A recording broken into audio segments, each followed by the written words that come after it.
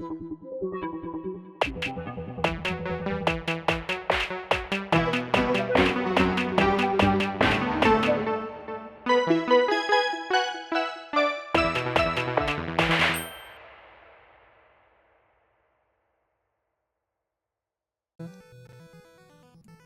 I lured you on Discord as well. How about now? Meep. Meep. Meep. Meep. Sorry.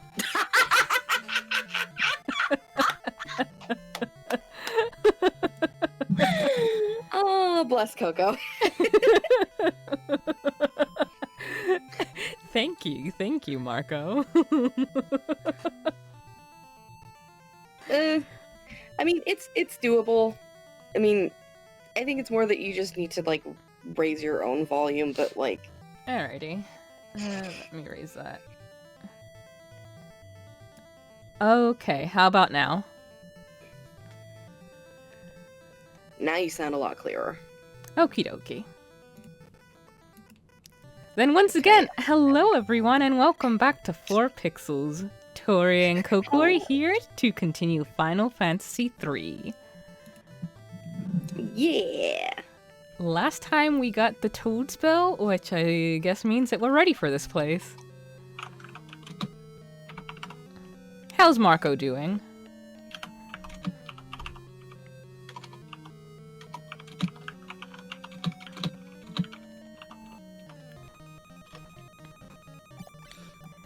Alright, I need to I need to unmute this. There we go. Aha.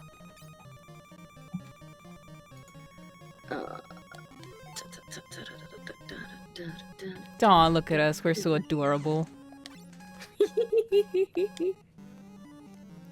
Aww. Toads. Oh my god. I gotta see Dash. Oh my god, Dash is a little red toad. Uh-oh. This will be interesting. This is gonna be running.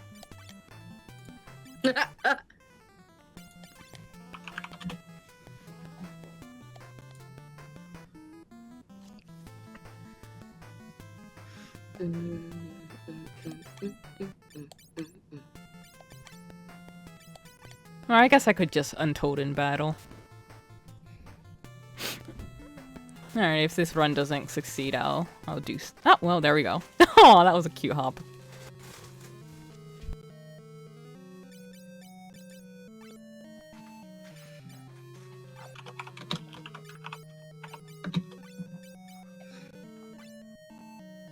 Hello, Dark. Welcome to the stream. Thank you for coming.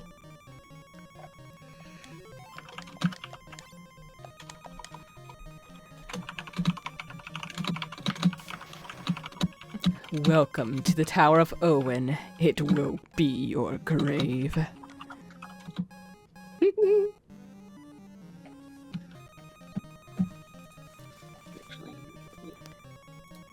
So this is a pretty straightforward looking dungeon. Let me double check. What are you folks? Putty mage.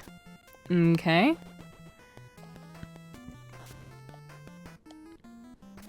Tower of Owen, right? Yes. I mean, it's got a little bit of windiness, but it seems like it's kind of straightforward. There's some equipment to pick up. There's some items to pick up.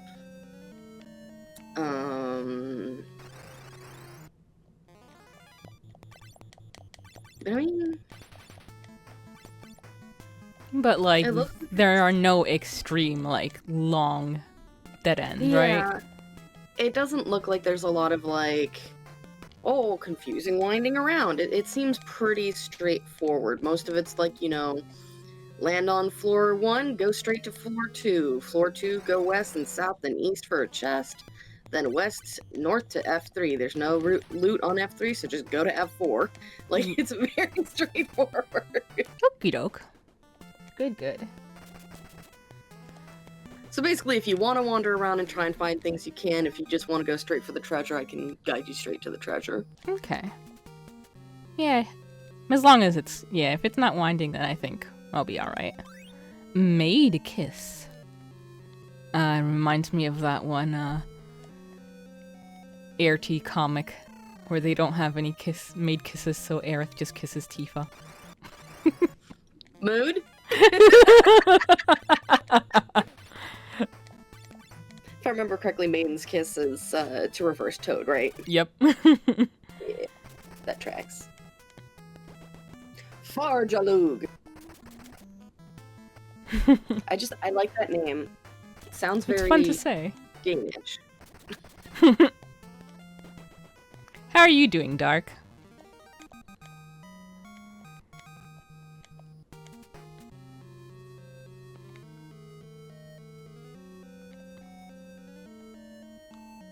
That's good to hear.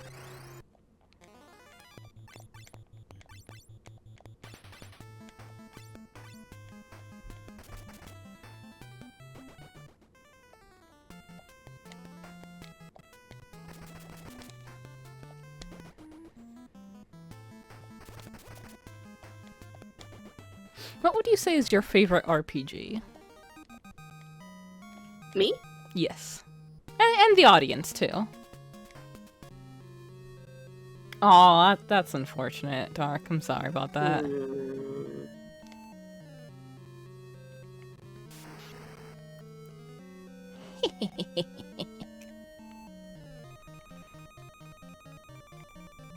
Oh, oof, that's rough, Dark.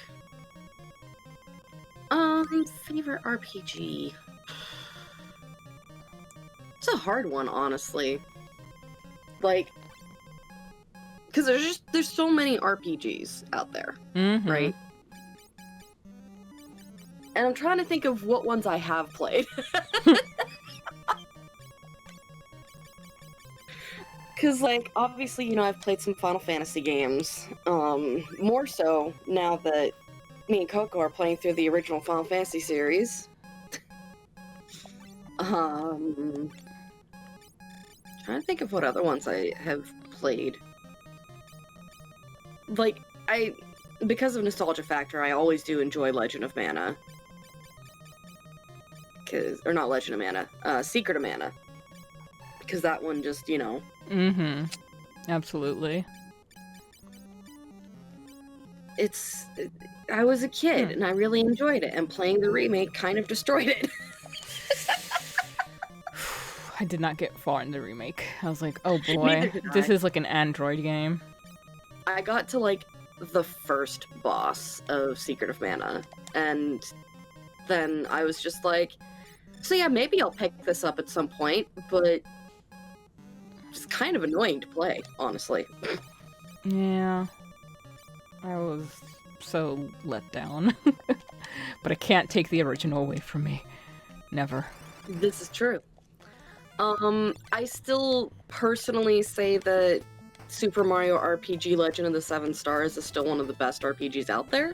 Yeah, agreed. So I think that's probably my favorite.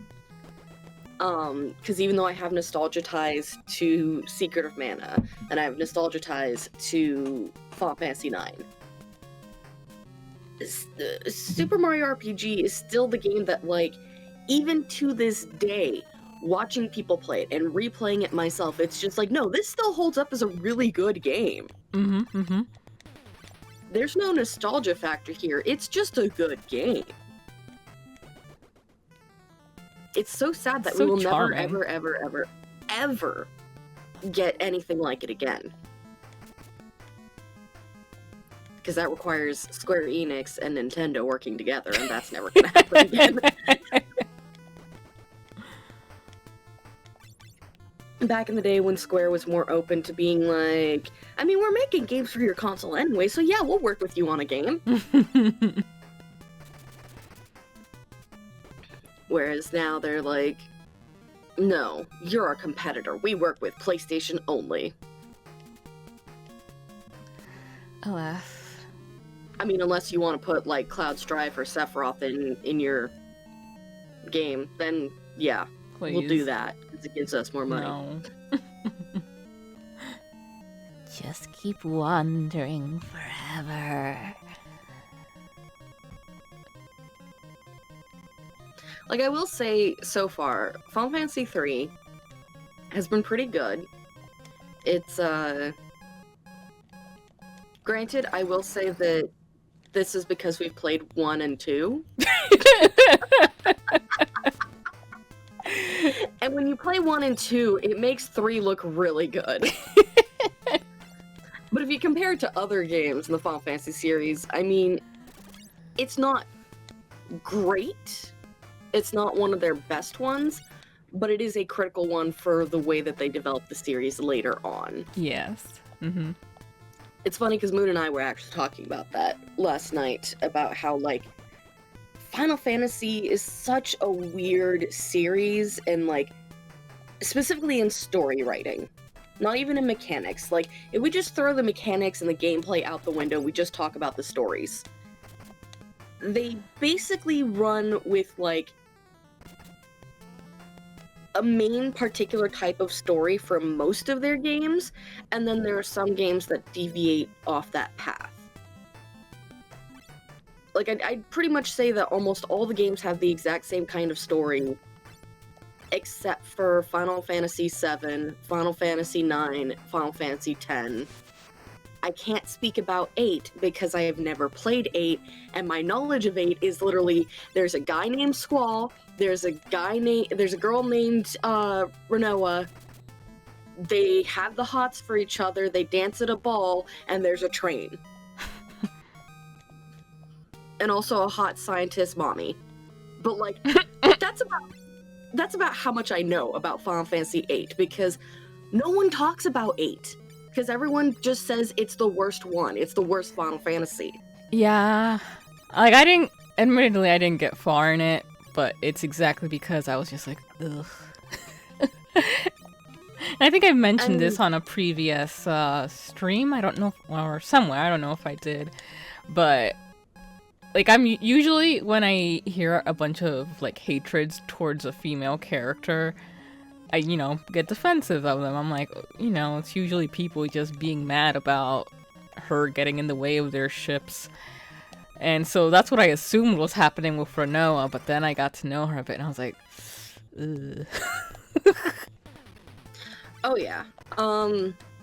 Like, Final Fantasy VIII is definitely the game I have heard that is basically, you either love this game with a passion, or you hate it with a passion. There is no in-between. There's no people who are just like, I don't know, it was a game. Like, there's no one who's just like, hey, it wasn't that bad. I kind of enjoyed it. I wouldn't say it's the best Final Fantasy, but I enjoyed it. Like, I don't get people who say that. There aren't people who say that to me. They're usually like, no, you don't understand. Final Fantasy VIII is the worst game of the series. Or they say Final Fantasy VIII is an unappreciated cult classic and nobody understands it. And it's just like, I kind of want to know what's going on here. Most groups don't bother to talk about what actually happens in the game. Like, why is it that bad? Oh. Just keep Okay. wandering forever. I mean, it was so long ago, so I can barely remember. I remember I just really disliked the majority of the characters, and the story was very boring. Gee, I wonder what we're gonna run into as the boss of this place. I have no idea.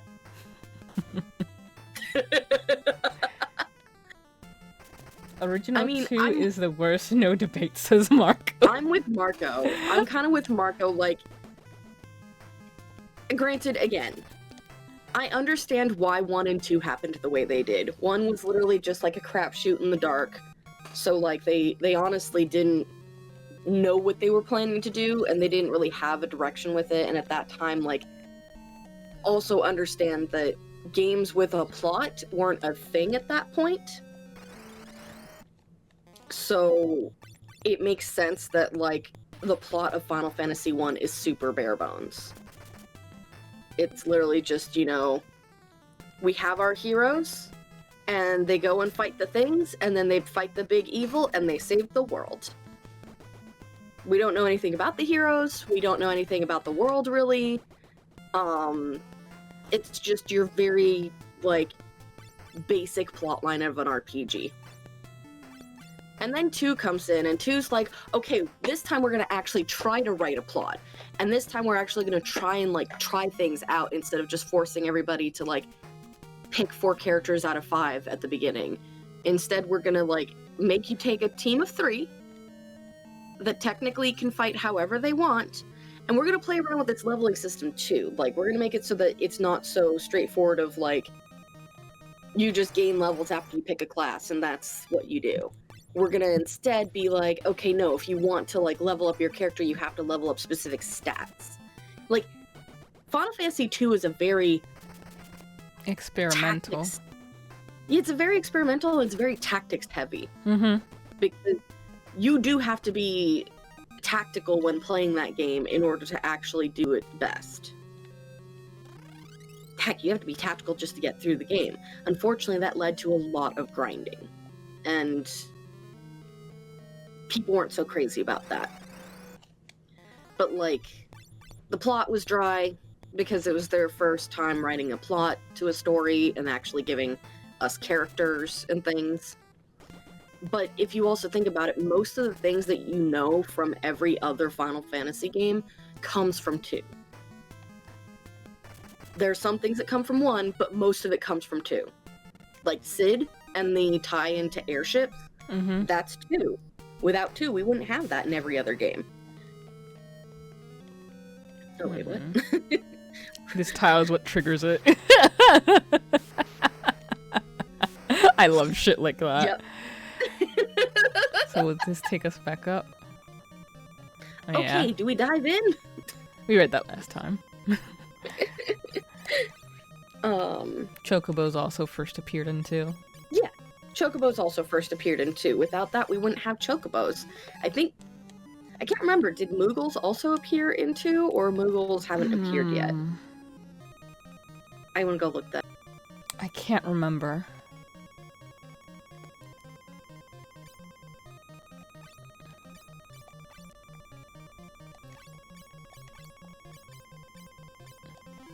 Actually, Yep, Moogles first appeared in 2. Okay. I can't remember. Where did they appear? Does it say? The Moogle was first created as a race called the Cryon, literally Cryon, that lived in cold regions but was scrapped along with several other races. Their sprite and race details evolved into the Beaver race in the finished game. So technically they were originally developed for 2, but they didn't show up in 2 because they got turned into the Beavers that we ran into. But apparently Final Fantasy III is when they officially have their debut, so we will see them here. Okie doke. Oh, what was I gonna say? Oh, yes. And then they show up in 5. So, like, I'll be interested to revisit 8, because as I said, I can't really remember much of it. I just sort of remember the feeling of my being very frustrated and put off by it. So it'll be interesting to see if I still feel that way. I'm excited to play it, because if I remember correctly, that's one of the even-numbered games, so I get to play it. Yes. Well, I think what happened was that, just like you were like, I don't want to play 7, I was like, alright, I'll take 7, and I was like, I don't want to play 8, so you take it, please. Yeah, no offense to people who love 7, but 7 is my 8. I can't stand Final Fantasy 7. I hate it with a passion. 90% of that is just because I hate the hype around it.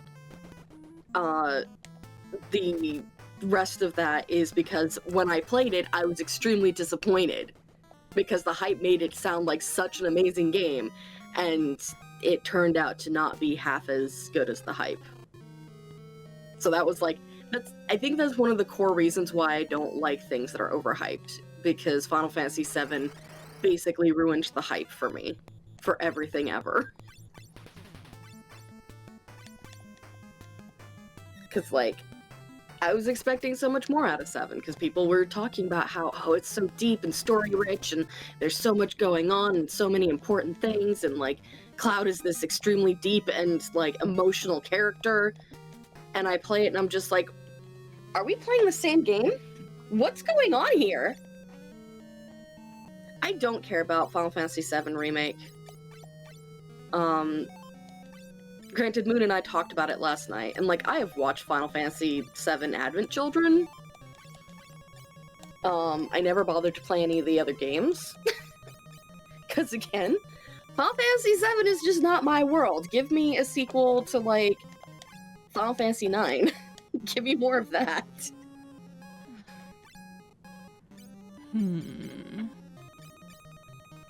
But yeah, the nice thing about Final Fantasy III here is that, like, it's the refinement of the experiments.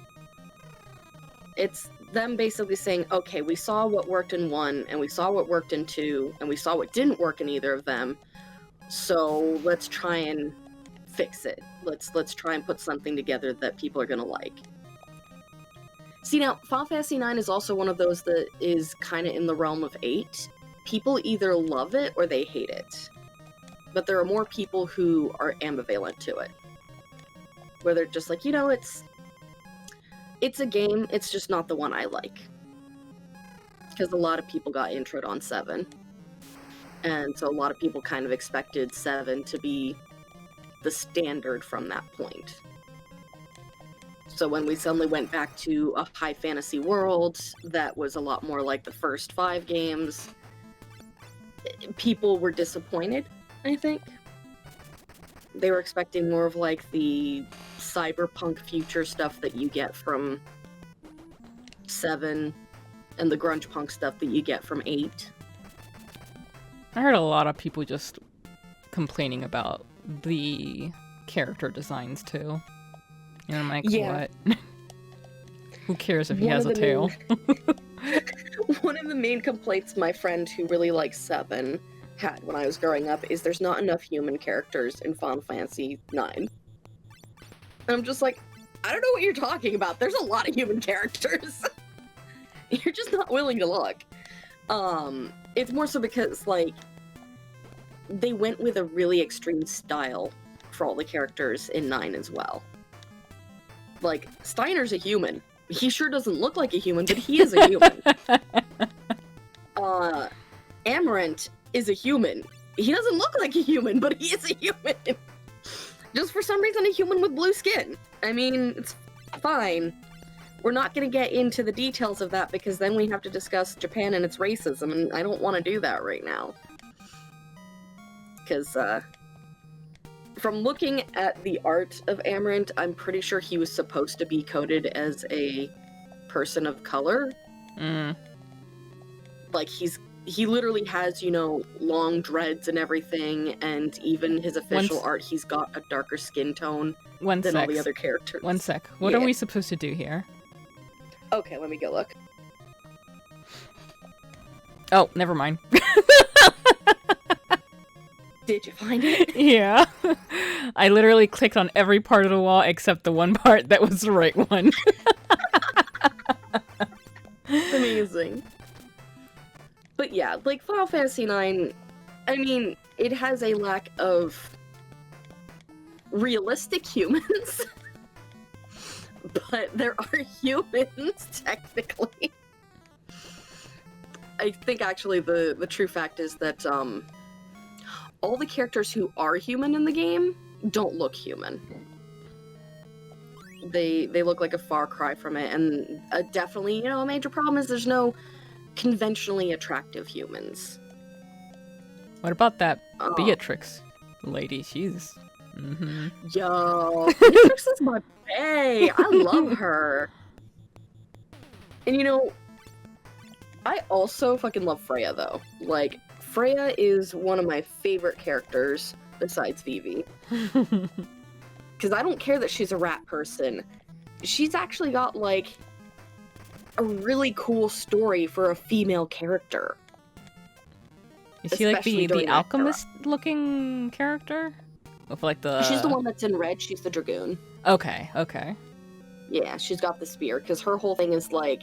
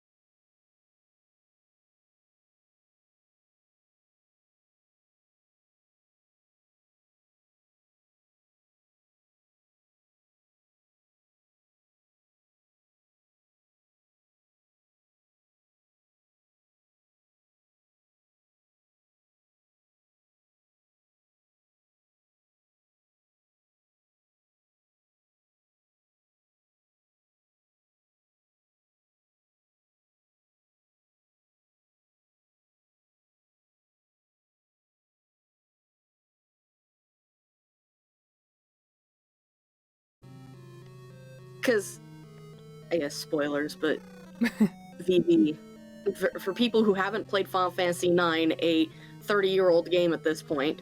Me? You haven't? I haven't. Okay, never mind. I'm not gonna say shit. I'm not gonna say shit. But I will also say Final Fantasy IX's story is just chef's kiss because